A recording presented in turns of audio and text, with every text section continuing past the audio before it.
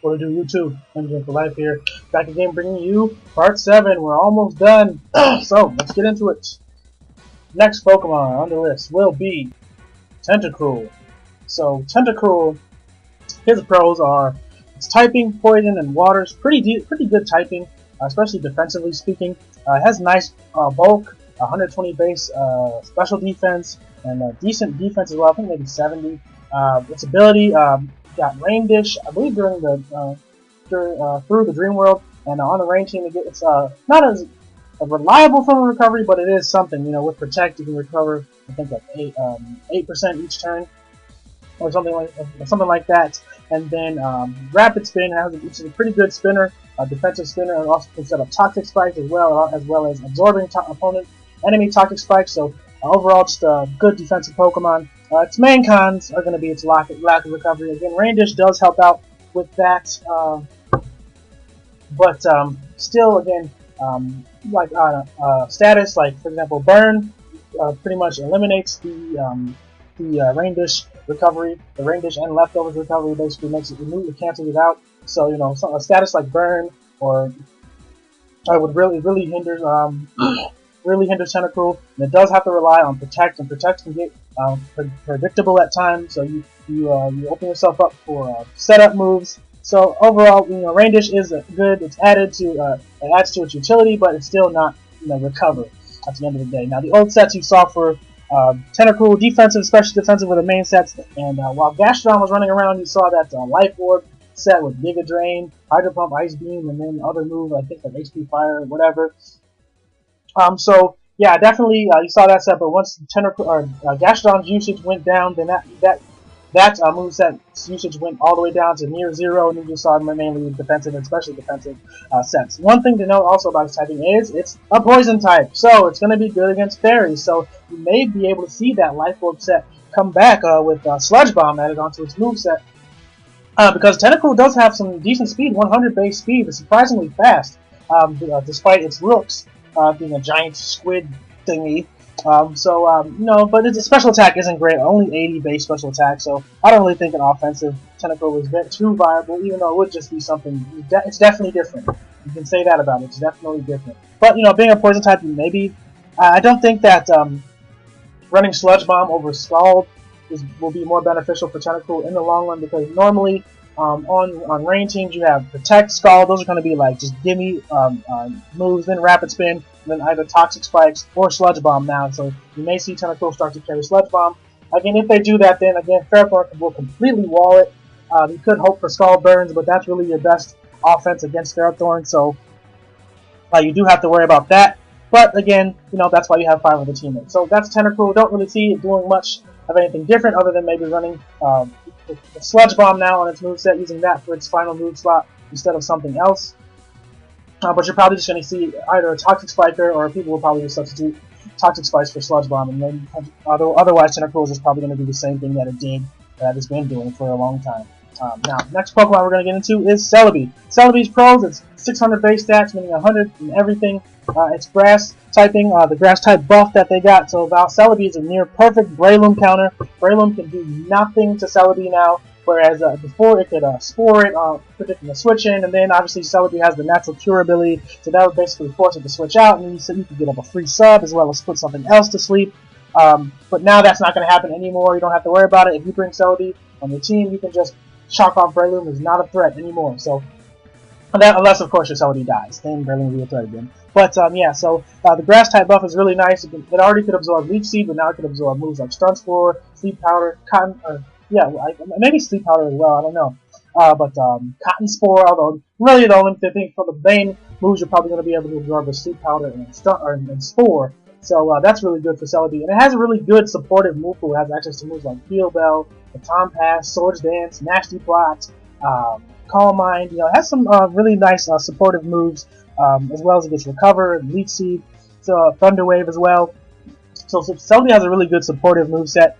Its offensive moveset is probably its main weakness. Also, being weak to being part Psychic is also a weakness, because you're going to be weak to Pursuits from Scizor and Tyranitar, as well as being 4 times weak to Bug is not the greatest thing.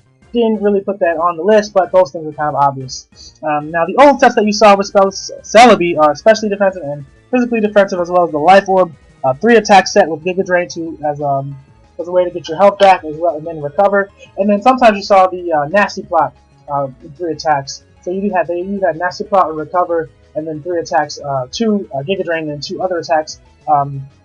Normally, Hidden Power Ice or Earth Power were probably the main moves that you're going to go for, because that allowed you to hit most of everything for at least neutral damage.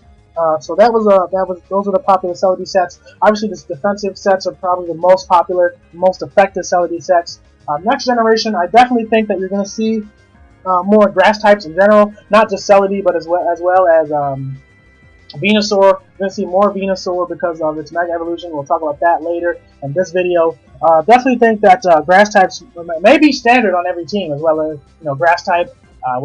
Fairy put in a Steel type, definitely probably going to be standard as well. But you might see a lot more grass types just because they block pretty much the most annoying sleep move in the game, being Spore. They just block that, so you don't even have to worry about it. So you may see more grass types. Just depends on how popular Breloom becomes, because earlier I predicted that its usage was going to go down unless it gets some new moves in 6th gen. So if Breloom's usage goes down, then you might see Pokemon like Celebi go down as well, because you don't really need them as much. But Celebi is overall just a solid Pokemon, so it's always going to be overused, and that's going to stay a fact no matter what gen you're in.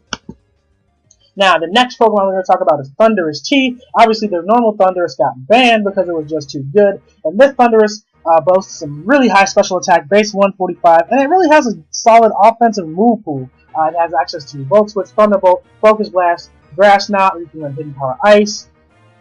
So Thundurus has superpower, for the physical walls like Blissey, in 5th gen, obviously. So Thundurus really had a decent move pool. I mean, it had all the moves that it needed. It had coverage moves for every particular type that wanted to switch in, that could potentially switch into. So that was really good with Thundurus. Its main con, though, was its speed. Its speed dropped all the way down to, 101, I believe, which is good in the sense that it does outspeed Pokemon like Salamence and all the other base 100s, but it used to be 115, and 115 is, the Starmie speed tier, and Starmie almost outspeeds everything in OU except for Jolteon and except for Jolteon. I can't think of what else.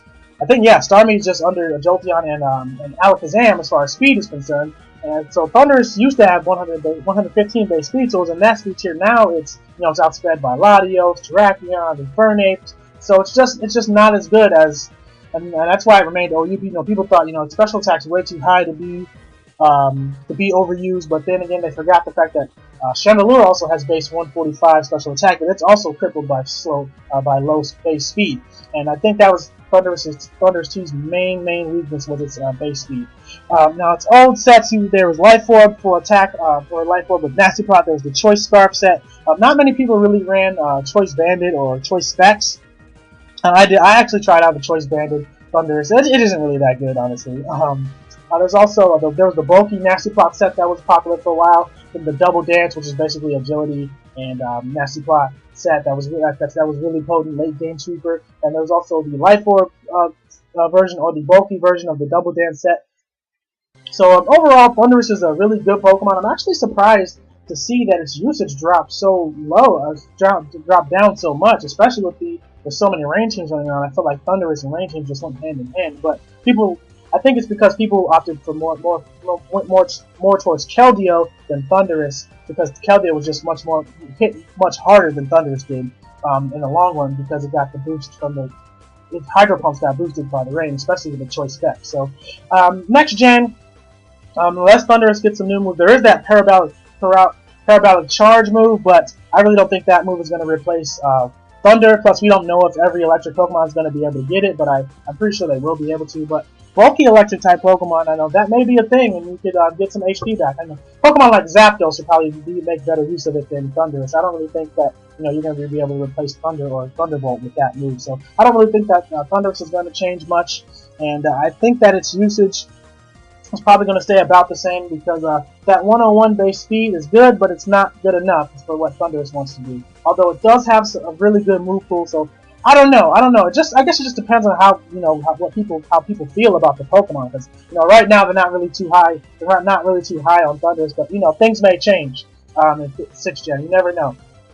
So the next Pokemon we're going to talk about is Conkeldurr. Now this Pokemon is a really good Pokemon. It's Pro Dog. The bulk has 140 base attack, and it also has the a good ability, the Guts ability. So even if they status you, even if they burn you, they only make you more powerful. As well as Drain Punch for recovery, Mach Punch for priority, and then coverage move either Ice Punch, Payback, or Stone Edge.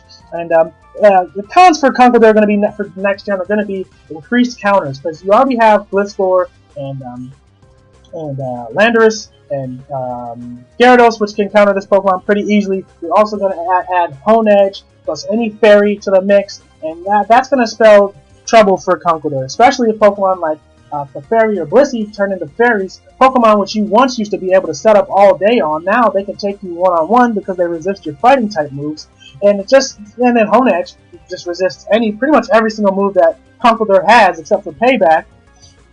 And then also Jellicent also takes down Conkeldurr, but the thing is, like, Honedge plus Gliscor, I think I already mentioned how that those two together stop Terrakion. Those two together pretty much stop any fighting Pokemon for that matter, because if you run Payback to take on Honedge, well then that means you don't have anything to take on Gliscor, and vice versa. If you run Ice Punch to take on Gliscor, then you won't be able to touch Honedge with anything. So I think for Conkeldurr's sake, I think if any overused Pokemon was going to go drop down to underused, I think that this Pokemon is going to be the one. I mean, out of all the overused Pokemon that I've covered, I feel like this Pokemon is the most likely to drop down to underused, because there are just so many Pokemon that are being introduced to the game next gen that can take it on. Plus, couple that with the Pokemon that already countered it, and you just got way too many counters, and it's more likely than not your Conkeldurr is going to be more of a hindrance than an asset. Like back in 5th gen, if they didn't have a specific counter, or if you were running the right moves, so for example, if they had Landorus but you were running Ice Punch, like if you got a free bulk up, something was gonna die. Like it was unavoidable. Something was gonna die because Conkeldurr's bulk allowed it to take any one hit that wasn't a Choice Spec Psychic attack. And then you just got a free bulk up. Even if they switched in Gliscor was going to take a huge amount of damage from Ice Punch, and then they were going to Toxic you, activating your Guts. Then all they could do was basically try to substall you all the way down. But I mean, that was basically about it. And Landorus definitely couldn't take you on one-on-one after a bulk up. But now the next gen with the increased counters, Conkeldurr is just not going to be as effective as it was last generation. So the old sets where they bulk up, the bulky attacker with just 4 straight up moves, and then the Flame Orb set with 4 moves, just taking advantage of its Guts ability. But again, I don't think that Conkeldurr is going to be anywhere near as effective as it was in 5th gen and 6th gen. So I definitely think that Conkeldurr, out of all the overused Pokemon, Conkeldurr is probably the most likely to drop down to underused next generation. Now the last Pokemon we're going to talk about, and we're probably going to spend some time on, is Venusaur. Now Venusaur has great typing, Grass, Poison, one because it allows you to absorb Toxic Spikes, but the main reason why Poison is actually an asset this generation is because of the Fairies. So those Sludge Bombs will be hitting those Fairies for big damage, and that's a plus for Venusaur. It also gets a Mega Evolution in 6th gen, possibly even 2. There is a Charizard X and Y, maybe there is a Venusaur X and Y and a Blastoise X and Y as well, although I don't think that's going to be as likely. I really feel like the reason why they made Charizard X was because they heard so many people complaining that the Mega Charizard that they introduced still wasn't a dragon. I honestly think that they responded to that, or maybe they had that in the back of their mind, and that's why they made 2 Charizards. Because, I mean, people have been complaining about this for the longest time. Why is Charizard not a dragon? Why is Charizard not a dragon? And that's why I'm kind of expecting a Mega Gyarados to be Water Dragon, too, because people have been complaining about that for a long time. But I digress. We're talking about Mega Venusaur. So there may be 2 Mega Evolutions for Venusaur, is the long story short. But right now I'm just going to focus on the one that we already know about. It also has the great ability Chlorophyll, which I believe it got through the Dream World, if I'm not mistaken. And that basically doubled its speed in the sun. Venusaur also has a really good move pool. It has access to moves like Growth, which got a buff in 5th gen, Swords Dance, Earthquake, Grass moves, Sludge Bomb. I mean, Venusaur had a lot of moves to deal with its counters. Like Pokemon that used to counter, like Heatran. Heatran wasn't a counter because you could run Earthquake. Ferrothorn wasn't a counter because you could run HP Fire in the sun. Sludge Bomb to hit dragons, or hit Power Ice if you want to do that. I mean, Venusaur really was a really good Pokemon. It had a lot of moves to deal with any potential switching that could come in onto Venusaur. But the major cons for Venusaur were that it really became a sun-reliant Pokemon, and that's the reason why it was overused. I mean, here's another Pokemon that example. Just one little thing can take you from underused or the lower tiers to overused, and all Venusaur did was get a new ability in Chlorophyll, and all of a sudden it just became this big threat. Well, Chlorophyll plus the buff to growth, which basically doubled your special attack and your speed, so it became kind of like a baby Shell Smash, because you already got the double speed from the sun, then you got the double attack and a double special attack. It was like a Shell Smash without the defense drops. And Venusaur really has some decent bulk. You got to put that on there, but yeah, it really has some decent natural bulk, so it could take some hits. But yeah, it definitely became definitely sun reliant. So if you lost the Weather War, your Venusaur was not going to be as much of a threat to your opponent as it was as you won the Weather War. So the old sets you saw for Venusaur were the Growth 3 attack, or the Growth 2 attack with Sleep Powder. Then you saw just the Life Orb 4 attack, Chlorophyll Pokemon, and then there was also the Sub-Seed, which basically you could just Sub-Seed everything and just annoy the hell out of your opponent with Giga Drain and Hitmonchan Fire, or I think it was a mono attacking one. It was Substitute Leech Seed, Sleep Powder, and then Hitmonchan Fire, and then you just Sub-Seed everything all the way down, and then until you were in the range where Hitmonchan Fire would kill them. So those are the main sets that you see with Venusaur. And now we're going to move on to talking about Mega Venusaur. There we go. We're going to move on to talking about Mega Venusaur. And Mega Venusaur, its main pros are its ability, its typing again, its ability, it gets Thick Fat. So basically, Venusaur's weaknesses are Ice, Fire, and Flying. So basically, Thick Fat, what it does is it makes it so that Venusaur is only weak to Flying, essentially, because it cuts the power of Ice and Fire type moves in half. So Venusaur basically only has one weakness, because Ice and Fire moves, which are basically just do neutral damage because of the Thick Fat ability, and it also got a boost in its defense and special defense. So Venusaur is already a pretty bulky Pokemon as it is.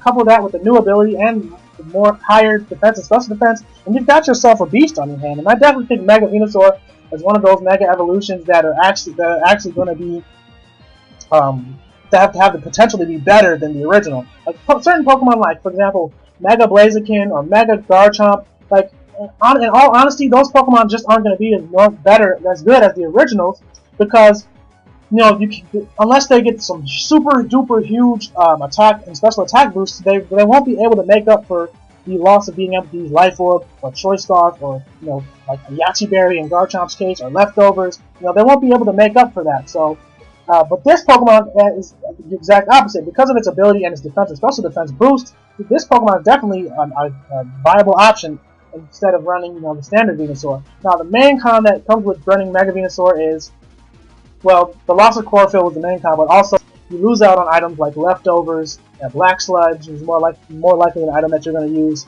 stuff like that. So you lose out on that recovery. So that is a really big downside to Mega Venusaur, that it won't be able to have Black Sludge to add some form of recovery at the end of each turn. But I come up with a set for Mega Venusaur, Gen 6 Mega Venusaur moveset, and it's going to be a bulky offensive tank. Now for the nature, you can run Quiet, Relax, Sassy, Bold, Calm, basically any nature that boosts your special attack.